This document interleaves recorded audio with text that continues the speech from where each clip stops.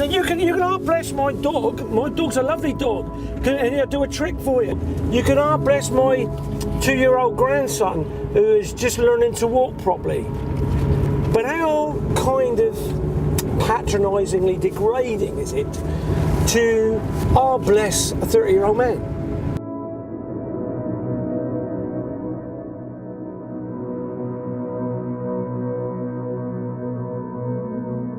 Well, this is Palmer's Brook Community Nursery, home of Care in the Garden. Care in the Garden is an idea of John Goodenough and Jill Smith, that's myself and my partner. After a long history of working in residential care and day services, we wanted to do something that was a little bit more progressive for the people we work with, to really give equal opportunities, to really make sure that we were fulfilling our life's dreams by trying to make other people's life's dreams. Bringing equality through diversity, through the community into people's lives. I've known John since he's about 16 years old. I've been in this line of work for 24 years, and I come to join John in about nearly 3 weeks ago now. I find it very therapeutic and calm, lovely setup. Not too many people, and it does me good as well as the people that come here. Befriending, I enjoy the befriending side and learning all about the people and trying to help them through their life, trying to give them help and advice as much as I can. I guess I found out about Care in the Garden because I've known John quite a number of years. Was a carer with him, so we worked together. He's always had some fantastic ideas of how to help people with a disability.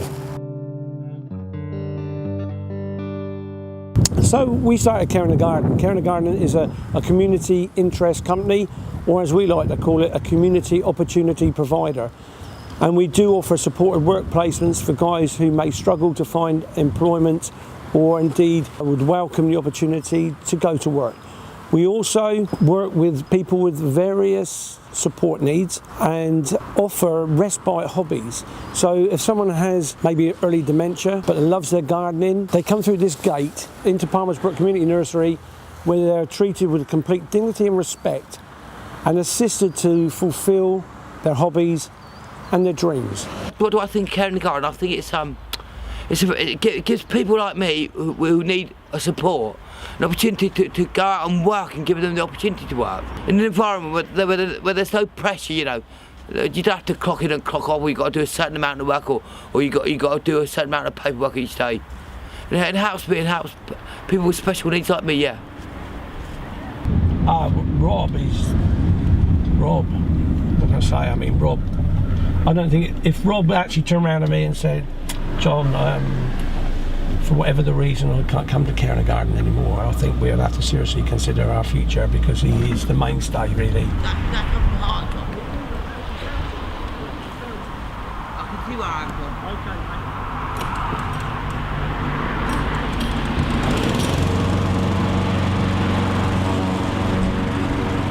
This is Rob the mower man, Rob Carlin, Rob the mower man. He loves to mow. This guy's got partial scratched on the lawn. But he loves his mowing. We have to do a risk assessment before we do any patch of grass to make sure there ain't no rabbit holes, any hidden bumps, things, anything that might be a danger. We do a risk assessment. We walk the ground with him, so Rob gets a familiar kind of feel, and he goes. And he'll keep a straight line as anybody. If you look just above the bridge of his nose, his baseball cap's down, he really takes a real pride in what he does. How long have you been at Care in the Garden? Just over a year. Yeah. And I met some good friends. There's Howard and there's Stuart and Carol and Michael Stout, and they're all very friendly and nice. And they've got patience, you know. Where I need a bit of extra time to do these jobs, you know, they understand, you know. So if I'm doing a lawn, they make sure there's no obstacles in the way. When he finishes, he always asks us, is there a bit of mist? And he's really conscious that the final job looks slightly better than anybody else can mow it. Caring the garden gives them an opportunity to carry on that, supervised and supported, and without pressure. He's never pressurised into doing anything. Well, it's given me a purpose. It's given me something to, you know. It's helped my mum because I live with my mum. I'm born in Ireland, born and bred. I'll be 49 in November, and me and my mum are very close. And it gives me a breathing space with my mum. It's made a difference because nobody has helped me in the past because I care for Robert. And then he was going to bed and he felt as though, you know, he didn't belong anywhere, let's put it like that. And then I happened to get to know John, and it's absolutely changed his life around. And he's got interest, he's got friends, he feels as though he's got something to get up for and, you know, work for. So, yeah, it's complete change. This is what caring the garden really is. This is living proof that our investment of time, effort and money has been worthwhile. He might just be pushing a mower, but to Rob, that mower signifies independence, that signifies quality of life. He is Rob the Mower Man. And well respected by all our garden customers and all the staff. He's just one heck of a nice guy.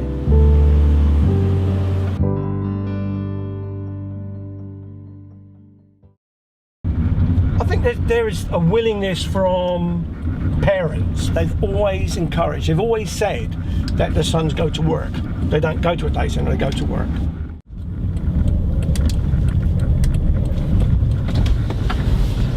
Here's the guys. Where are you going? That way or that way? Oh, it's No. gone, I wonder. Go on. Good afternoon. Good afternoon.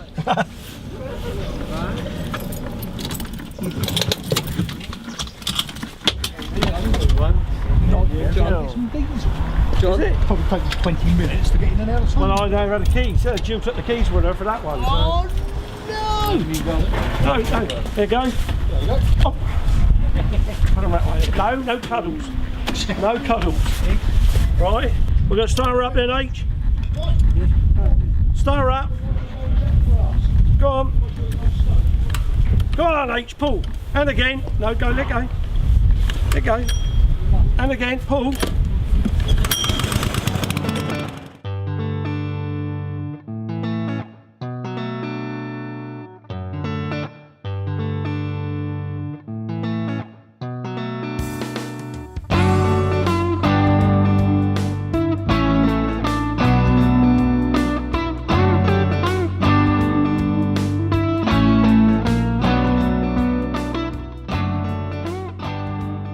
We've now employed Care in the Garden for, must be getting on for 2 years, ever since we moved into this factory, and we are really pleased with the job they do. They come regularly, they're really a pleasure to have around, and it is really nice to go out there and every single person they bring with them is pleased to see you, they're polite, they're obviously enjoying their work, and that for us is very rewarding, because although we've got to pay someone to do it, it's quite nice to think that we can also input something into our local area and give the opportunity to the people who come to do a proper day's work in a nice environment.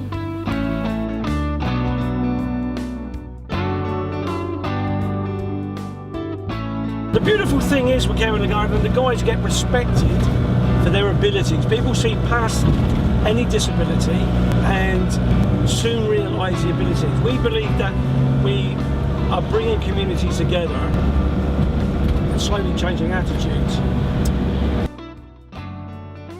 I saw in the county press an advert or an article on John's Care in the Garden. So as they're a local group, we went round to them and thought we'd give it a try. They came round initially for a whole sort of session, which was very reasonably priced, and the amount of work they got through was absolutely amazing. the work they do is not just sort of basic gardening, it's skilled gardening. They do know what they're doing and they do it very well. You know, we're sort of sympathetic towards them because we know there are these people that are capable of doing these jobs but can't get work, you know, in normal work environment. It's an excellent thing, and I think so many other people should really. I just don't think they've considered using organisations like this to do some of the jobs that are out there. I think everyone is so focused on making money and just on their business, they don't look at the closer picture, the local picture. Particularly on the Isle of Wight, it's not easy for anyone to get work experience or anything else, but with a little bit of thought, you can embrace all of society, those that are luckier than others. And I'm really pleased they do it here, and I'm sure there are other aspects of our business where we could spread that bit of help to other people who are perhaps not as lucky as the rest of us. Tell Mick he's making not a straight line on this ground.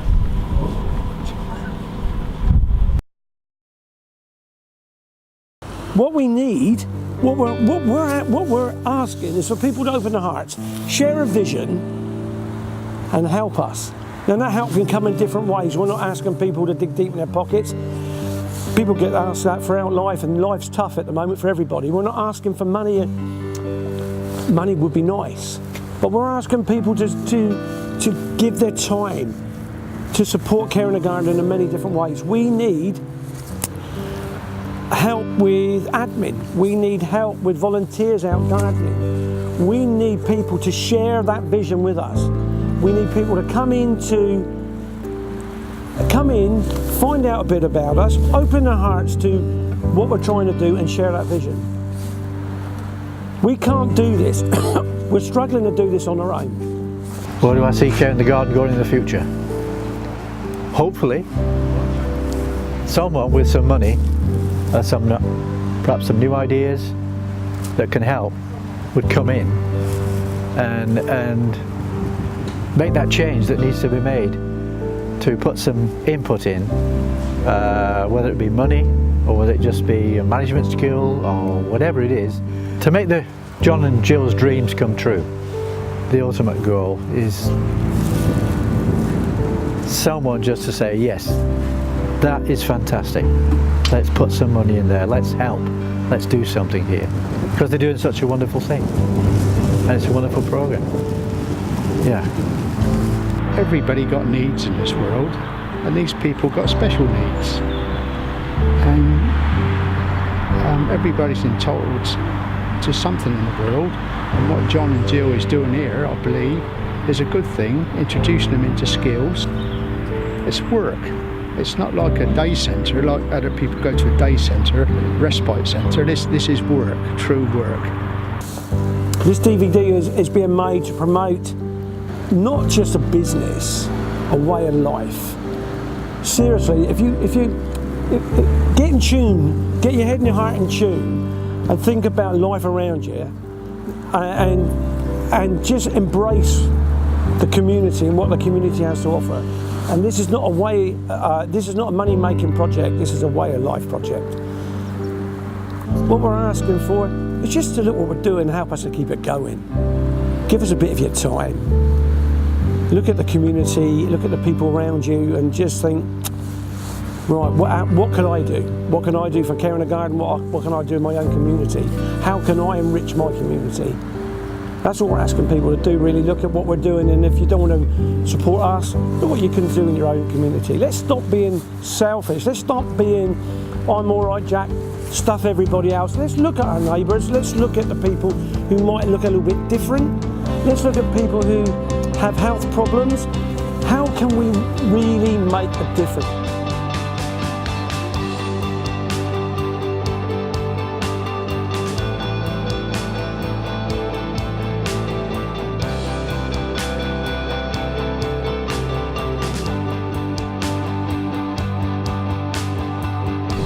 It's just a customer, a lady that we've got loads to score and just given us £100.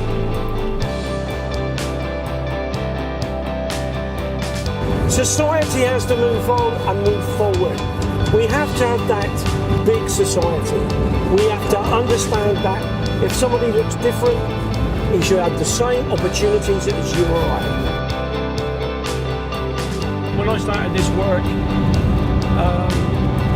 people were still living in hospitals and institutions, and things have moved fantastically fast forward for people with disabilities.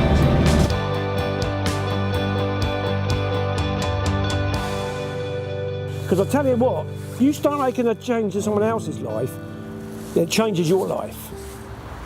And then we can be a community to be proud of.